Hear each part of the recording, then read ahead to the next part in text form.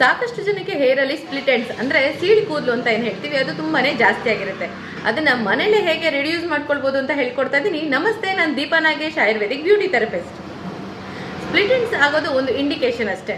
ಅಂದ್ರೆ ನಿಮ್ಮ hair root weak ಆಗಿದೆ ಅಂತ ಅದು ಇಂಡಿಕೇಟ್ ಮಾಡ್ತಾ ಇರುತ್ತೆ. ಇದನ್ನ ಇಗ್ನೋರ್ ಮಾಡಿದ್ರೆ ಸಾಕಷ್ಟು ರೀತಿಯ ಹೇರ್ ಫಾಲ್ ರಿಲೇಟೆಡ್ ಪ್ರಾಬ್ಲಮ್ಗಳನ್ನ ಫೇಸ್ ಮಾಡಬೇಕಾಗತ್ತೆ. ಅದ್ರ ಬದಲಿಗೆ ತುಂಬಾನೇ ಈಸಿ ಸೊಲ್ಯೂಷನ್ ಅನ್ನ ನೀವು ಮನೇಲೇನೆ ಮಾಡ್ಕೊಳ್ಬಹುದು. ಯಾವಾಗ ಹೇರ್ ಆಯಿಲ್ ಅಪ್ಲೈ ಮಾಡೋದಿಲ್ಲ ಅಥವಾ ಹೇರ್ಗೆ ಸರಿಯಾದ ನರಿಶ್ಮೆಂಟ್ ಮಾಡೋದಿಲ್ಲ, ಆವಾಗಲೂ ಕೂಡ ಸ್ಪ್ಲಿಟ್ ಎಂಡ್ಸ್ ಆಗುತ್ತೆ.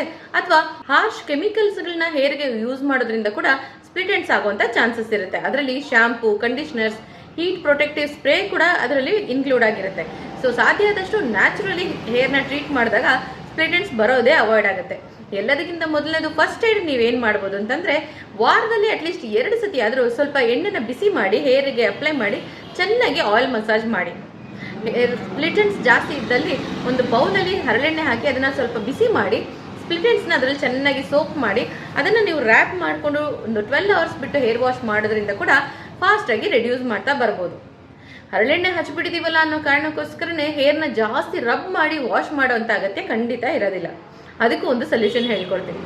ಯಾವಾಗೆಲ್ಲ ನೀವು ಈ ತುಂಬಾ ಸ್ಟಿಕಿ ಆಗಿರುವಂತ ಅಂದ್ರೆ ಹರಳೆಣ್ಣೆ ರೀತಿಯ ಆಯಿಲ್ಗಳನ್ನ ಯೂಸ್ ಮಾಡಿದಾಗ ಆಯಿಲ್ ಮಸಾಜ್ ಮಾಡ್ಕೊಳ್ಳೋದು ತಪ್ಪಾಗುತ್ತೆ, ಜೊತೆಗೆ ಹೇರ್ನ ವಿಗರಸ್ ಆಗಿ ರಬ್ ಮಾಡಿ ವಾಶ್ ಮಾಡೋದು ತಪ್ಪಾಗುತ್ತೆ. ಇದರಿಂದ ಕೂಡ ಸ್ಪ್ಲಿಟ್ ಎಂಡ್ಸ್ ಆಗುವಂತ ಚಾನ್ಸಸ್ ಇರುತ್ತೆ.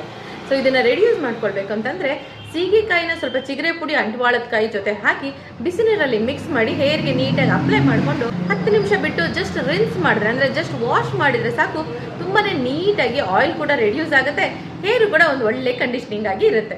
ಈ ಎಲ್ಲ ಟೆಕ್ನಿಕ್ಸ್ನ ಮನೆಯಲ್ಲೇ ಫಾಲೋ ಮಾಡ್ತಾ ಬನ್ನಿ.